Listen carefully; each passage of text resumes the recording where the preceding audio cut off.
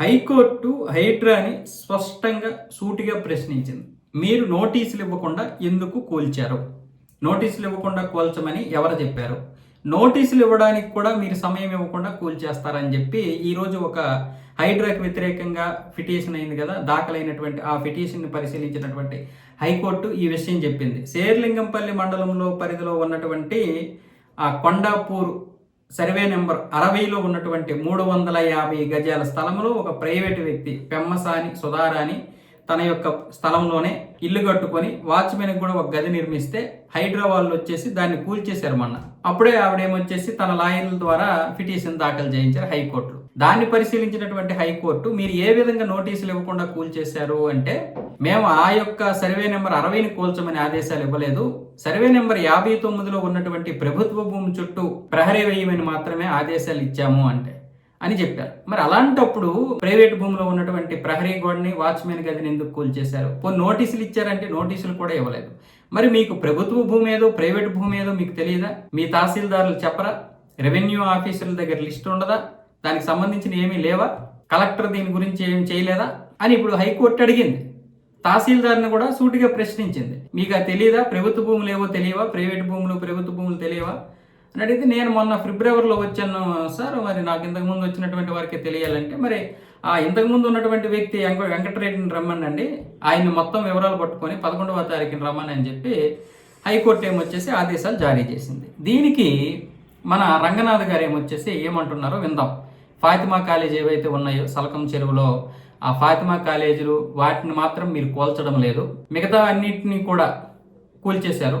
దీని గురించి ఏంటంటే ఆయన లాస్ట్ టైం మాట్లాడినప్పుడు నాకు బాగా గుర్తు, అకాడమిక్స్ ఇబ్బంది కావద్దు కాబట్టి ఒక ఇయర్ ఖరాబ్ అయిపోతుంది పిల్లలకి అని చెప్పి మేము పని చేయట్లేదు అన్నాను. కానీ ఇప్పటికి కూడా దాంట్లో మూమెంట్ ఏం లేదు. మరి దానికి పొలిటికల్ గా ఏదైనా ప్రెషర్స్ వచ్చి ఆగుతుందా?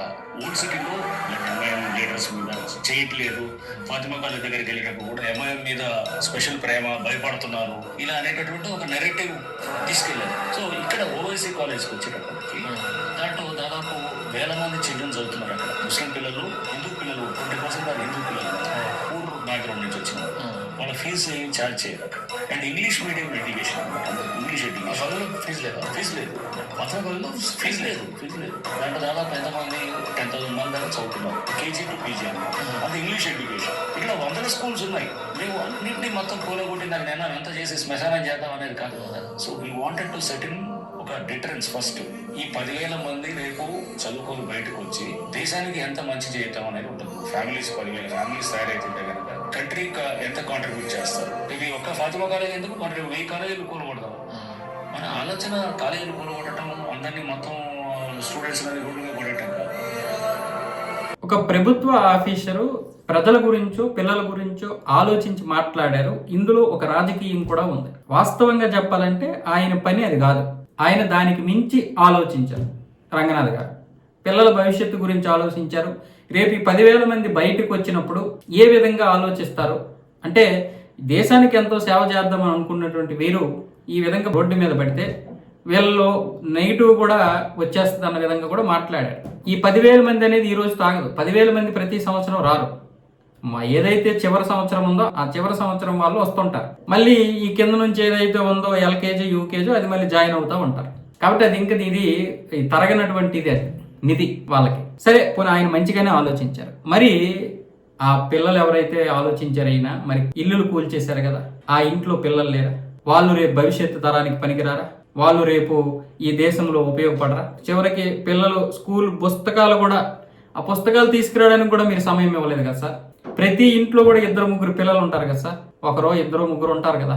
మరి వాళ్ళు మాత్రం ఆ ఇల్లు కూల్చేయడం వల్ల రోడ్డుని పడితే ఆ తల్లిదండ్రులు ఏడుస్తుంటే ఏం చేయాలో తెలియక ఆ దీన స్థితిలో అలా చూసుకుని ఉండిపోయారు కదా సార్. వాళ్ళకి మీరేం చేశారు సార్? ఇప్పుడు వాళ్ళకి సిటీ చివరినో లేకపోతే ఇంకెక్కడో ఏదో ఒకలాగా ఇందిరమ్మ ఇల్లు లాంటివి సెట్ చేస్తారు. వాళ్ళు దాంతో ఎమోషన్ పెట్టుకుని ఉంటారు. నేను అనేది ప్రభుత్వ భూమిని కబ్జా చేసినటువంటి వారిని ఉపేక్షించాలని కాదు, కానీ ఆ ప్రభుత్వ భూమిని అన్నిటికీ ఆధారాలు చూపిస్తూ, ప్రతిదానికి కూడా లెక్కలు చూపిస్తూ డబ్బులు తీసుకొని ప్రతిదానికి గవర్నమెంట్ నుంచి అఫీషియల్గా ఒక ఇది ఉన్నప్పుడు ఎవరిని అడగాలి మీరు? గవర్నమెంట్ ఆఫీసర్లు ఎలా దీనికి పర్మిషన్లు ఇచ్చారు? కరెంటు బిల్ ఎలా ఇచ్చారు? వాటర్ బిల్ ఎలా ఇచ్చారు? ఈ బిల్డింగ్ కొనుక్కోవడానికి అనుమతులు ఎలా ఇచ్చారు? బ్యాంకు లోన్ ఎలా వచ్చింది? మరి వీటన్నింటినీ వదిలేసి ఆ కొనుక్కున్నటువంటి వారిని ఈ విధంగా చేయడం ఎంతవరకు కరెక్ట్? మీరు బాధితులనేమొచ్చేసి బాధ్యులను చేశారు, వాళ్ళనేమొచ్చేసి నిందితులను చేశారు. ఎవరైతే ఈ భూమి అమ్మారో, ఎవరైతే ఈ భూమి కొన్నారో, ఎవరైతే బిల్డింగ్ నిర్మించారో, ఈ బిల్డర్ని అమ్మినటువంటి వ్యక్తిని, సెల్లర్ని, బయ్యర్ని, బిల్డర్ని వదిలేసి కొనుక్కున్నటువంటి వారిని మీరు ఈ విధంగా కూల్చేస్తే అది ఏం న్యాయం? అది ప్రభుత్వాన్ని మీరు అడగాలి కదా. ఈ విధంగా కూల్చేస్తే వాళ్ళకి న్యాయం ఎలా చేసినట్లు అవుద్ది అని చెప్పి. మరి అలాంటప్పుడు మీరు ప్రభుత్వాన్ని అడగకుండానే ప్రభుత్వం చెప్పిందని కూల్చేసినప్పుడు సల్కం చెరువులు ఉన్నటువంటివే కాదు, మిగతావి కూడా చాలా ఉన్నాయి, 100 కాలేజీలు, స్కూళ్ళు ఉన్నాయి, వాటిని కూడా మేము కూల్చేస్తాము అని చెప్పి మీరు అన్నారు. కూల్చేస్తాము, అలాగైతే కొన్ని వేల మంది రోడ్డును పడతారని చెప్పారు. మరి ప్రభుత్వ స్థలాలు ఉన్నాయి కదా, ప్రభుత్వ స్థలాలు అలాగే ప్రభుత్వ స్కూళ్ళు, కాలేజీలు మూతపడి ఉన్నాయి కదా, వాటిని ఇవ్వండి. అంటే ఇప్పుడు మీరేమంటున్నారు? చెరువులు ఏవైతే ఉన్నాయో ఈ చెరువుల్లో కబ్జాలు చేసి స్కూళ్ళు, కాలేజీలు కడితే పర్వాలేదు, ఇల్లులు మాత్రం కట్టుకోకూడదు అని మనము ఇండైరెక్ట్గా ఇంటిమేషన్ ఇస్తున్నట్ల దీని లెక్క. నాకేం అర్థం కావడం లేదు. హైడ్రా అనేది చాలా మంచిది. హైడ్రా లేకపోతే ఈ రోజు చాలా మంది ఇంకా కబ్జాలు చేసేవాళ్ళు. చాలా మంది కబ్జాలు చేస్తున్నటువంటి వారి గుండెల్లో కూడా ఈ రోజు గుబులు. చెరువుల జోలికి ఇప్పుడు ప్రస్తుతానికి ఎవరు వెళ్ళడం లేదంటే అది హైడ్రానే. కానీ హైడ్రా ఈ రోజు కూల్చేసినటువంటి వారికి ఏ విధంగా న్యాయం చేసింది? ఎక్కడో ఇల్లులు ఇచ్చేసామంటే కాదు, ఆ పరిధిలోనే అలాంటి ఇల్లు, అంత విలువైనటువంటి ఇల్లు ఇవ్వాలి వాళ్ళకి, ఇంటీరియర్ డిజైన్తో సహా ఇవ్వగలగాలి. లేదా ముందే వాళ్ళకి కట్టేసి అప్పుడు తర్వాత కూల్చివేతలు చేస్తే బాగుండేది. ఇదిగోనమ్మా ఈ ఇల్లు కబ్జాలో ఉంది, ఇదిగో మీకు ఇల్లు ఇచ్చామని చెప్పాలి. లేదా ఆ బిల్డర్ని, ఆ యొక్క బయ్యర్ని, సెల్లర్ని తీసుకొచ్చి, లేదా ఆ రిజిస్ట్రేషన్ చేయడానికి హక్కులు ఇచ్చినటువంటి ఎంఆర్ వాళ్ళని అక్కడ రిజిస్టర్ ఆఫీసర్లు ప్రశ్నించి మీరు ఎందుకు ఇలా చేశారని వాళ్ళని అడగాలి. ప్రభుత్వానికి వీళ్ళు పన్నులు కట్టి, ప్రభుత్వానికి వీళ్ళు చలానా కట్టి, మళ్ళీ వీళ్ళ ఇళ్ళనే కూల్చుకునే విధంగా చేస్తే మరి వాళ్ళు ఎక్కడ ఉంటారు? వాళ్ళు అన్యాయం అయిపోరా? వాళ్ళ పిల్లలు అన్యాయం అయిపోరా? వాళ్ళ పిల్లలు రోడ్డున పడరా? ఆ పిల్లలు రేపు దేశం మీద ద్వేషం పెంచుకోరా? నాకైతే రంగనాథ్ గారి మీద ఎటువంటి కోపం లేదు. ఆయన చాలా మంచి ఆఫీసర్. ఇలాంటి ఆఫీసర్, గట్స్ ఉన్న ఆఫీసర్ కావాలనుకున్నాను నేను చాలాసార్లు, ఇంతకుముందు వేరే డిపార్ట్మెంట్లో చేసినప్పుడు కూడా. మరి ఈ విధంగా చేయడం అనేది, ఫాతిమా కాలేజీల విషయంకి వచ్చేసరికి ఇలాగ మాట్లాడడం అనేది నాకు నచ్చలేదు. నిజంగా పిల్లలు అన్యాయం అయిపోతారు, కరెక్టే. కానీ వాళ్ళకి ప్రత్యామ్నాయం చూపించి ఇది కరెక్ట్ కాదు, ఇలాంటి బిల్డింగ్ కట్టడానికి మేము ఒప్పుకోము అని చెప్పి ఇప్పటికైనా 2 సంవత్సరాలు అయిపోయింది. ఈ 2 సంవత్సరాల్లో వాళ్ళని వేరే దానికి మారండి అని చెప్పడమో లేకపోతే ఇంకోటి చెప్పడమో చేయాలి కదా. ఇది కబ్జాలో ఉంది, మీ ఫీజులు కడతారో లేకపోతే కట్టుకుంటారో, వసూలు చేసుకుంటారో మీ ఇష్టం అమ్మా, నెక్స్ట్ విద్యా సంవత్సరం కల్లా మీరు మారిపోండి, టీసీలు ఇవ్వకపోతే మమ్మల్ని అడగండి అని చెప్తే వాళ్ళు ఖాళీ చేయరా? లేదంటే వాళ్ళకి అసదుద్దీన్ ఓవైసీ గారికి మీరు ఇంకో ప్లేస్ చూపించి, ఇదిగో ఇక్కడ మూతపడిన ఉన్నటువంటి కాలేజీలో ఉన్న వీటిని మీరు ఇచ్చేయండి, రెన్యువల్ చేసుకోండి, లేదా కొత్తగా కట్టుకోండి అని చెప్పొచ్చు కదా. ఎందుకు చెప్పలేకపోయాం మనం? అదే అడుగుతున్నారు ఇప్పుడు హైడ్రాని. హైడ్రా అనేది చాలా మంచి వ్యవస్థ, నెంబర్ 1 వ్యవస్థ. పారదర్శకత లేదనేది చాలా మంది మాట్లాడుతున్నటువంటిది. ఆ యొక్క ట్రాన్స్పరెన్సీ మీరు చూపించగలిగితే నెంబర్ 1 ఇంకా హైడ్రా.